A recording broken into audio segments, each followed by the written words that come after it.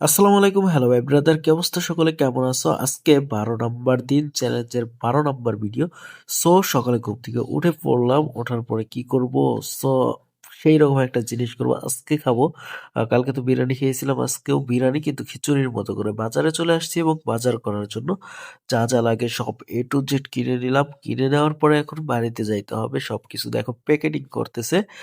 কালকে তো খেয়েছি খিচুড়ি, আজকে বিরিয়ানি, আজকেও বিরিয়ানি কিন্তু বাট খিচুড়ির মতো।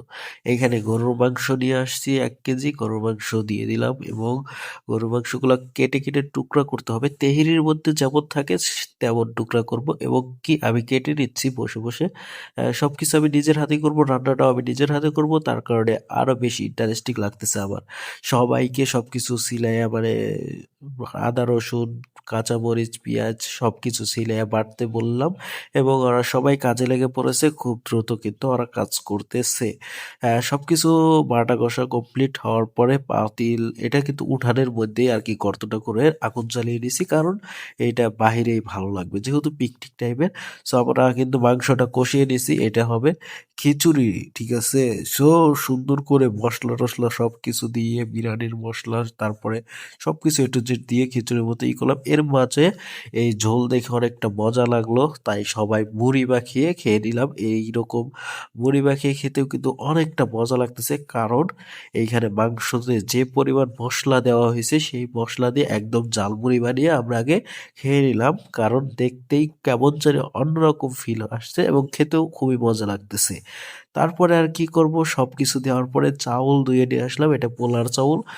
ধুয়ে নিয়ে এসে পোলার চাউলও কিন্তু দিয়ে দিচ্ছি এর মধ্যে, সুন্দর করে দিয়ে এ মাত্রই দিয়ে আসলাম। আনার পরে শুকনাটা দিয়ে দিচ্ছি, পানি দিতেছি না, আগে কষায় নিতে হবে তারপর পানি দিব।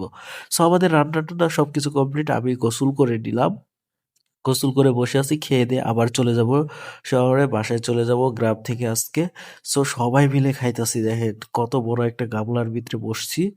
খাইতে হবে প্রচুর এবং কি খেতে কিন্তু অনেকটা টেস্ট হয়েছে, অনেকটা মজা হয়েছে। সবাই মিলে, বাড়ির সবাই মিলে আমরা আর কি খাচ্ছি। খুবই খুবই সুন্দর, খুবই খেতে মজা হয়েছে।